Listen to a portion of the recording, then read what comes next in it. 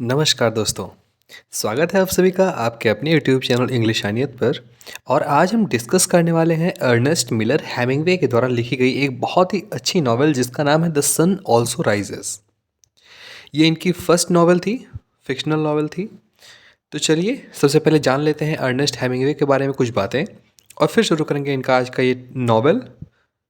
दोस्तों, Ernest Hemingway जिनका पूरा नाम अर्नेस्ट मिलर हेमिंग्वे था, उनका जन्म 21 जुलाई 1899 यानी कि 21 जुलाई 1899 को ओक पार्क इलिनोइस में हुआ था, जो कि यूनाइटेड स्टेट्स में है। इनके फादर का नाम क्लेरेंस एडमंड्स था, जो कि डॉक्टर थे। इनकी मदर का नाम ग्रेस हॉल हेमिंग्वे था, जो कि एक म्यूजिशियन थी। ये एक American novelist, short story writer और एक जर्नलिस्ट भी रह चुके हैं।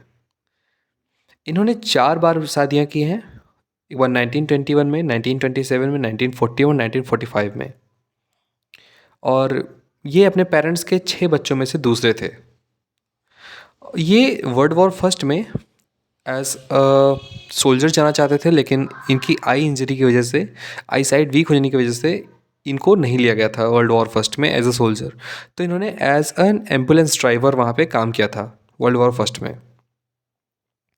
दोस्तों, इनके ज़िंदगी में बहुत सारे उतार चढ़ाव रहे और उन सभी उतार चढ़ाव से परेशान होकर के इन्होंने 2 जुलाई 1961 को अपने आप को गोली मार करके सुसाइड कर लिया। इनके कुछ नोटेबल वर्क्स रहे हैं, जैसे कि द सन ऑल्सो राइजेस, जो कि 1926 में आई थी। इनकी बहुत फेमस वर्क रही है ये। इनका दूसरा वर्क रहा है अ फेयरवेल टू आर्म्स, माफ़ कीजिए दूसरा नहीं तीसरा वर्क है, जो कि 1929 में आई थी। The green hills of Africa, जो कि एक नॉन फिक्शनल ऑटोबायोग्राफी है, ये आई थी 1935 में। और अ मूवेबल फीस्ट इनके डेथ के बाद 1964 में पब्लिश हुई थी, और ये एक मेमोयर है। तो चलिए शुरू करते हैं आज का ये अपना novel the sun also rises. दोस्तों, अगर हम बात करें कैरेक्टर्स की, तो इसके कुछ मेजर कैरेक्टर्स हैं, जैसे कि पहला कैरेक्टर है जैक बर्न्स। तो जैक बर्न्स क्या है? ये प्रोटोगनिस्ट है इस नॉवेल का, और ये कि ये अमेरिकन वेटरन रह चुका है वर्ल्ड वॉर फर्स्ट का। वेटरन यानी कि सैनिक रह चुका है वर्ल्ड वॉर फर्स्ट का, और ये वर्ल्ड वॉर में इंजर्ड हो गया था, जिसकी वजह से अब ये इम्पोर्टेंट हो गया है। इम्पोर्टेंट यानी कि नपुंसक। और अब ये पेरिस में रहता है, एज अ जर्नलिस्ट काम करता है। दूसरा कैरेक्टर है हमारा लेडी ब्रेट एशले। ये क्या, एक बहुत ही सुंदर सी ब्रिटिश की एक लेडी है, और इसके छोटे छोटे बाल हैं, और ये अपने हस्बैंड से अलग हो चुकी है। और फिर भी ये जैक को उस समय प्यार करती थी बहुत पहले।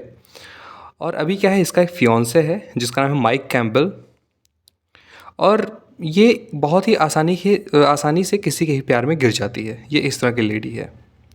जो थर्ड कैरेक्टर है हमारा, वह है रॉबर्ट कॉन। रॉबर्ट कॉन कौन है? ये एक अमेरिकन राइटर है जो कि पेरिस में रहता है, और एक ये जीव है, और ये जैक का फ्रेंड है। जैक हमारा क्या है, नरेटर और प्रोटोगनिस्ट है ना, उसका ये फ्रेंड है। फोर्थ कैरेक्टर है हमारा बिल गॉर्टन। तो बिल गॉर्टन भी एक वॉर वेटरन है, एक्स वॉर वेटरन, जैसे कि जैक है वर्ल्ड वॉर फर्स्ट का। और ये जैक की ही तरह बहुत ही ज़्यादा ड्रिंक करता है। जो फिफ्थ कैरेक्टर है हमारा, माइक कैम्पबेल। माइक कैम्पबेल एक कॉन्स्टेंटली ड्रंक इंसान है, हमेशा पीता रहता है, बैंकरप्ट है, और ये स्कॉटिश वॉर वेटरन है। स्कॉटलैंड की तरफ से वॉर की लड़ाइयाँ करता है, सैनिक रह चुका है। और ये फियोंसे है लेडी ब्रेट एशले का। जो सिक्स्थ कैरेक्टर है हमारा, मेन कैरेक्टर, वो है पेड्रो रोमारियो। पेड्रो रोमारियो एक 19 साल का हैंडसम बुल फाइटर है। दोस्तों, कुछ माइनर कैरेक्टर्स भी हैं, जैसे कि मोंटोया। मोंटोया पैम्पलोना में जो पैम्पलोना होटल है उसके ऑनर हैं, और इनको बहुत ही ज़्यादा बुल फाइटिंग में इंटरेस्ट है। ये बुल फाइटिंग के बहुत ही बड़े लवर हैं, और ये एक्सपर्ट भी माने जाते हैं बुल फाइटिंग के, क्योंकि ये चाहते हैं कि आसपास के जितने भी लोग हैं, आसपास के जो हमारे फॉरेन कंट्रीज़ हैं, यानी कि वो वहाँ के लोग भी बुल फाइटिंग के बारे में जानें। और जो माइनर कैरेक्टर है फ्रांसिस क्लाइन। फ्रांसिस क्लाइन कौन है? ये कॉन की गर्लफ्रेंड है, जो कि बिगनिंग ऑफ द नॉवल में दिखाया गया है। बेलमोंटी एक है, ये बुल फाइटर रह चुके हैं, अर्ली डेज़ के बहुत ही फेमस रह चुके हैं, बहुत पहले के। और एक कैरेक्टर है जॉर्जिटे।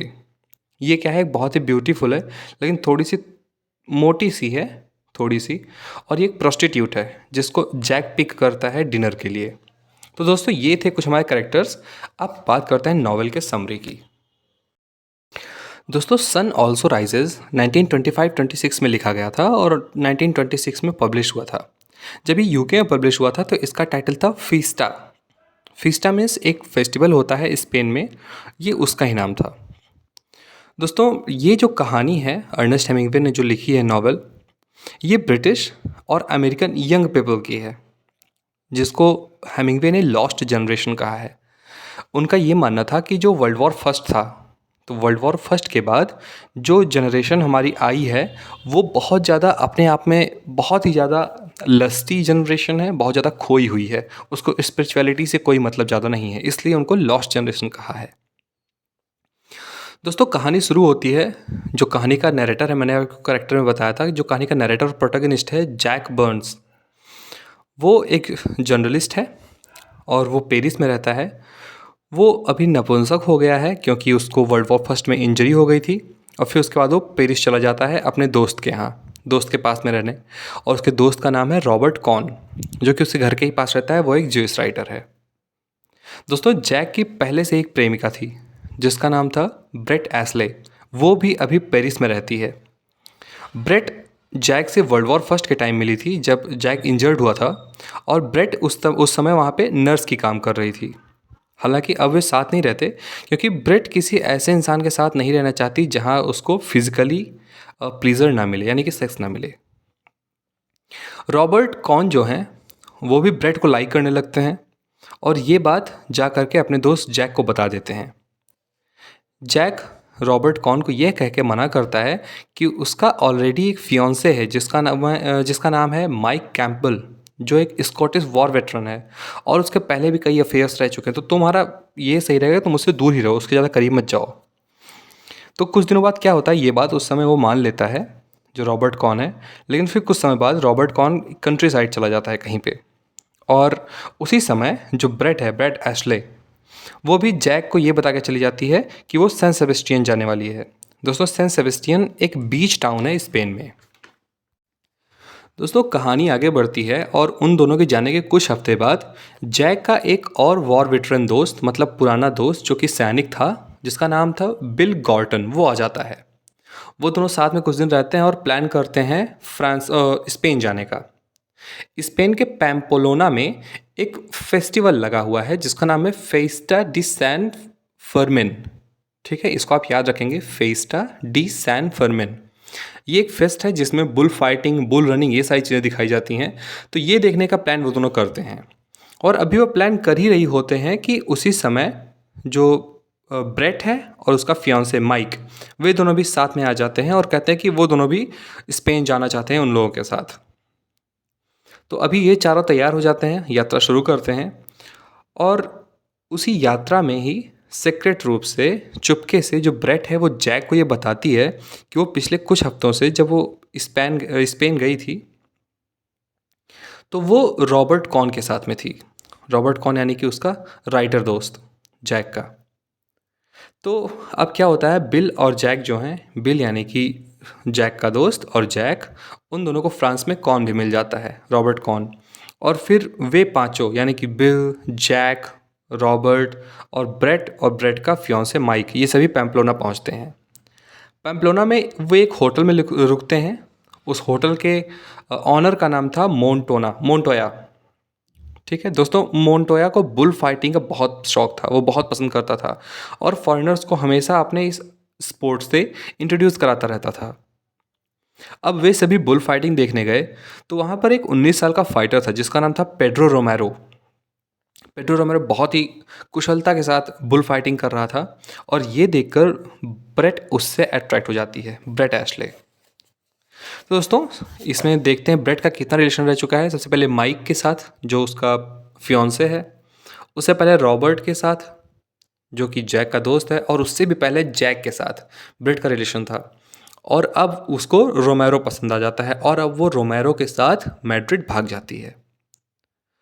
फेस्टिवल ख़त्म होता है, जैक, माइक और बिल ये सभी पैम्पलोना से चले जाते हैं और ये लोग एक रात साउथ फ्रांस में रुकते हैं और फिर उसके बाद वहाँ से वे लोग यानी कि जैक स्पेन वापस जाने का निर्णय करता है। कुछ समय बीतता है और जैक को एक टेलीग्राम मिलता है। जो टेलीग्राम होता है ब्रेट एशले का। ब्रेट एशले ने उस टेलीग्राम में इनको मैसेज भेजा होता है कि मैड्रिड में उसको कुछ मदद की ज़रूरत है।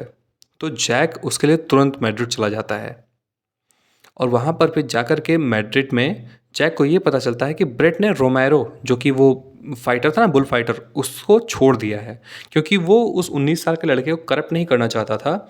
और जो रोमेरो था वो चाहता था कि ब्रेट अपने बाल बढ़ाए क्योंकि ब्रेट को छोटे बालों का शौक था। तो ये उसने एक्सक्यूज़ दिया कि उसको इसलिए उसने छोड़ दिया है। दोस्तों, नॉवेल के अंत में जैक और ब्रेट को मैड्रिड में एक टैक्सी के अंदर कुछ बातचीत करते हुए दिखाया गया है। फाइनल लाइंस में ब्रेट कहती है कि we could have had wonderful time together, यानी कि हम एक दूसरे के साथ और कुछ अच्छा समय बिता सकते थे। इस पर जैक कहता है yes, isn't it pretty to think so. दोस्तों, इतना ही कहने के बाद नॉवेल ख़त्म हो जाती है। नॉवेल थोड़ी सी कॉम्प्लिकेटेड है, बार बार इधर जाना उधर जाना, ये करना वो करना। तो अगर आप इसे कैरेक्टर को अच्छे से समझते हैं और फिर से एक दो बार इस वीडियो को, लेक्चर को देखते हैं, अच्छे से समझते हैं इस समरी को, तो बहुत ही ईजी नॉवेल है। आपको दिखेगा कि बहुत ही अच्छे से इसका समरी आपको समझ में आ जाएगा। कुछ चीज़ें याद करने वाली हैं जो आपके वन वर्ड आंसर या फिर ऑब्जेक्टिव क्वेश्चन में पूछी जा सकती हैं, जैसे कि वे लोग किस जगह पर गए थे, किस होटल में रुके थे, होटल के मालिक का क्या नाम था, है ना, ये सारी चीज़ें। ठीक है दोस्तों, मिलते हैं अगली वीडियो में। अगर वीडियो पसंद आई तो वीडियो को लाइक करके चैनल को सब्सक्राइब कर दें। तब तक के लिए अपना ख्याल रखें। धन्यवाद।